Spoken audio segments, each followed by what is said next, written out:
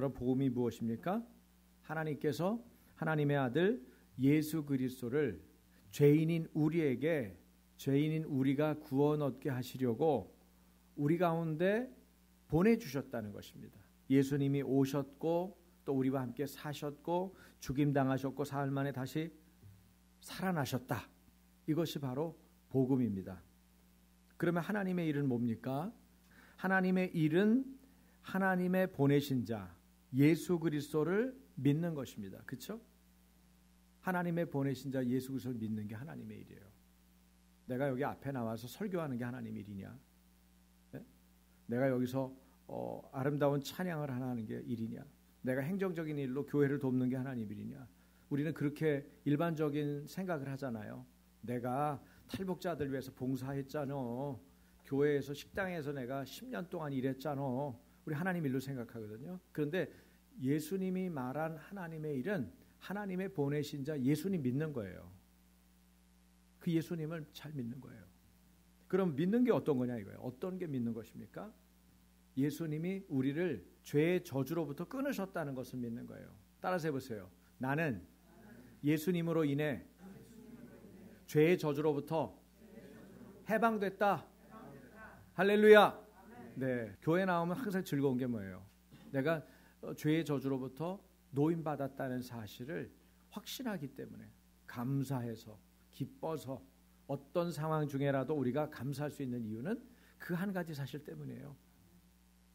우리가 죄의 저주뿐 아니라 가난, 질병, 사망 이런 율법의 저주로부터 우리가 노임받았죠. 그리고 그 노임받게 하신 분이 누구예요?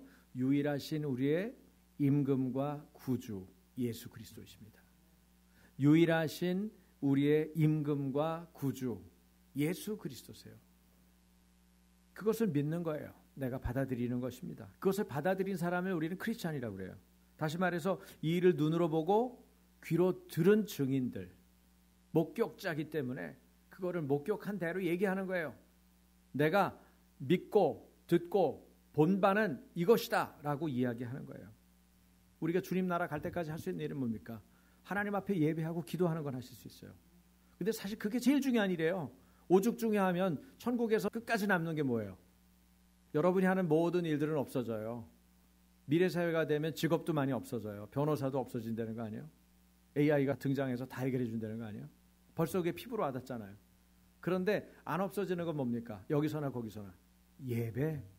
하나님 아는 자가 하나님 앞에 드리는 예배. 그러면 예배가 안 지겨운 방법은 뭡니까? 하나님을 알면 안 지겨워요. 그분하고 깊어지면 안 지겨워. 연애할 때 나 너하고 지내는 시간 돈도 아깝고 시간도 아깝고 너 깊이 알아가는 거 너무 아깝다.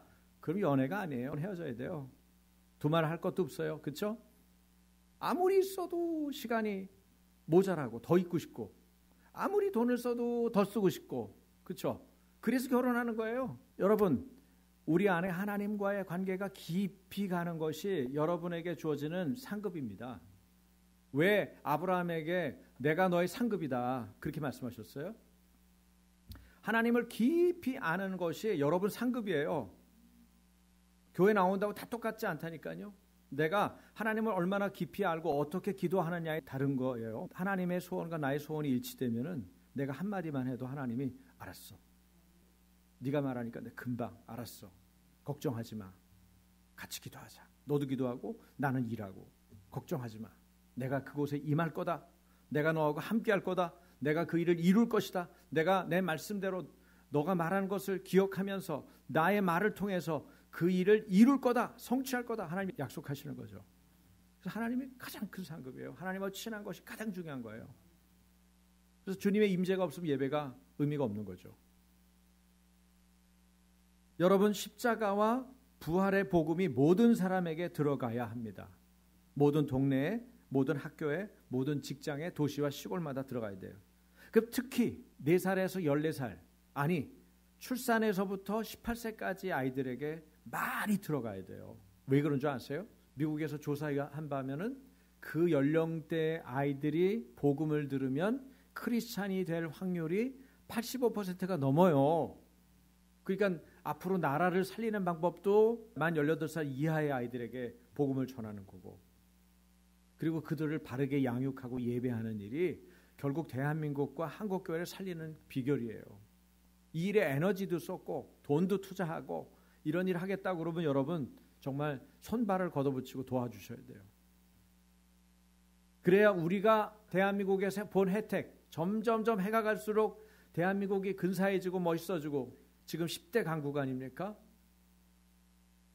그렇게 정말 멋진 나라가 되는 것들을 경험한 것처럼 우리 아이들도 그런 것들을 경험하고 다른 나라들, 다른 사회에 어려운 사람들을 돕는 그런 나라, 그런 교회가 되게 해달라고 우리가 계속 기도해야 되지 않겠습니까?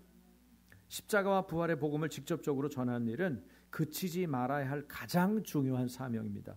전하지 않으면 들을 수 없기 때문에 예수님이 하신 일을 전하고 예수님이 어떤 분이신 일을 전해야 돼요.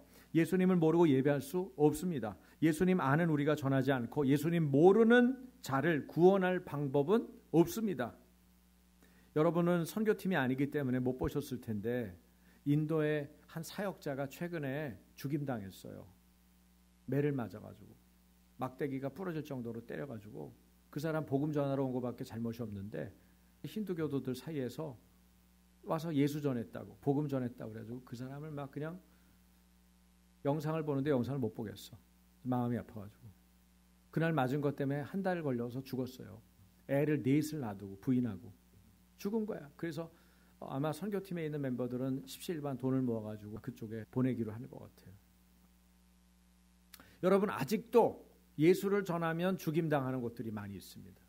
우리나라도 복음 전하는 게 만만치 않고 녹록치 않습니다. 길가에서 지하철 앞에서 전하면 탁 째려보잖아요. 저 조용히 좀 하지 저기서 시끄럽게. 혹시 우리는 안 그랬을까요? 그렇게 떠들면서 전하는 게 어려우시면 개인적으로 한 분 한 분이라도 자꾸 입을 벌려서 복음을 전하세요. 여러분이 살고 교회가 살고 그 사람 살리는 방법이에요. 어렵다고 생각하지 마세요. 교회가 뭐가 좋으세요 여러분? 아침교회 좋은 점 많잖아요. 그걸 얘기하세요. 목사님 잘생겼더라. 그렇게라도 얘기해 차라리. 예? 할 거 없으면은. 예? 우리 권사님 너무 멋진 분이 계시더라. 그런 얘기를 하라고요.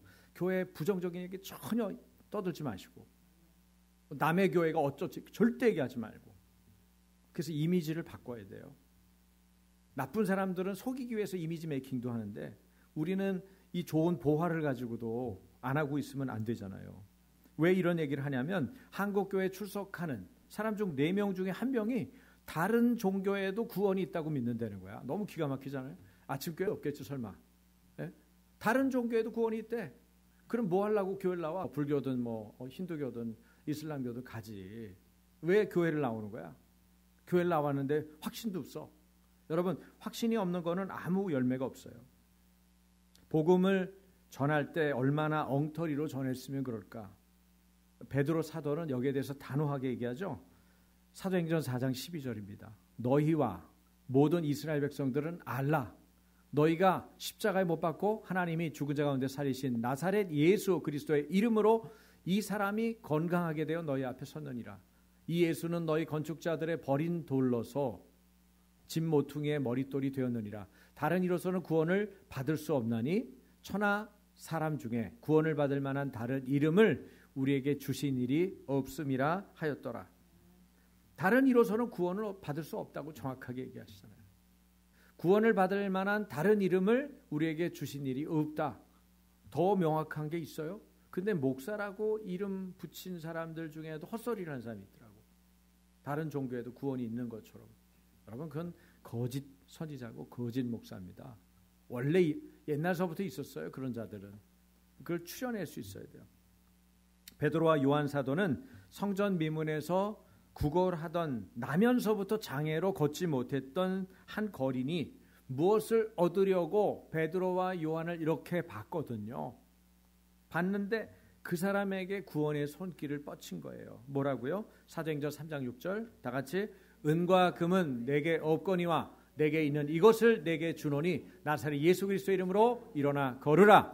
여러분 복음을 가진 자는 바로 능력을 가진 자입니다. 할렐루야. 우리가 복음을 전하려고 하면 복음 전할 대상자에 대해서 주저할 필요가 없어요. 왜? 복음은 능력이기 때문에. 따라해보세요. 복음은 능력이다. 네, 어떤 능력이에요? 구원하시는 능력이에요. 복음이 그 사람을 구원하는 거지 내 말재주가 그 사람을 구원하는 게 아니에요. 내가 양복 입었기 때문에 그 사람을 구원하는 게 아니에요. 내가 돈이 많기 때문에 그 사람을 구원하는 게 아니에요. 내가 복음을 가졌기 때문에 복음을 전하니까 그 사람이 구원받는 것이에요. 왜? 구원을 주시는 하나님의 능력, 하나님의 능력이에요. 우리 능력이 아니에요. 전도자의 능력이 아닙니다. 그렇기 때문에 여러분 은과 금이 내게 없는 것에 매달리지 마십시오. 돈 없는데요. 제가 이런 형편에 누구한테 무슨 얘기를 하겠습니까? 제 주제를 알아야죠. 교만한 것입니다. 불신입니다. 우리는 내게 있는 것을 말하면 됩니다. 뭘 갖고 계세요? 예수 그리스도. 구원을 주시는 하나님의 능력이신 예수님을 여러분은 갖고 계시는 거예요. 나사렛 예수 그리스도의 이름으로 일어나 걸으라. 그 사람이 나면서부터 못 걸었던 사람인데 40이 넘도록 40년 동안 한 번도 걸어본 적이 없는 사람인데 발목에 힘이 들어가고 발이 힘이 들어가면서 걷고 뛰고 주님의 성전에 들어가서 찬양을 했던 거예요. 그래서 예루살렘이 벌컥 뒤집히고 그 사람들이 수많은 사람들이 교회로 돌아오고 예수께로 돌아오고 결국 베드로가 3,000명을 하루에 세례해 주는 일까지 일어난 것 아니겠습니까? 그것이 왜 예루살렘에 베드로가 있었던 그 성전에만 있어야 합니까? 아침교회에서 있으면 안 되는 것입니까? 여러분 기도해야 돼요. 우리 안에 간절한 소원이 계속 일어날 것입니다. 414 세계 선교센터 아침교회가 세우기 원합니다. 갈망하고 구원하는 하나님의 뜻을 안다면 우리가 다만 기도할 뿐이에요. 우리 안에 능력이 있다 없다, 돈이 있다 없다 이거 계산할 필요 없어요. 하나님이 주신 소원을 따라서 우리는 그 소원 둔 것 때문에 매달리고 기도하면 돼요. 왜 아침교회 같은 교회에 이런 부담을 주셨을까? 관계없어요. 하나님이 들어쓰시겠다 그러면 쓰는 거예요.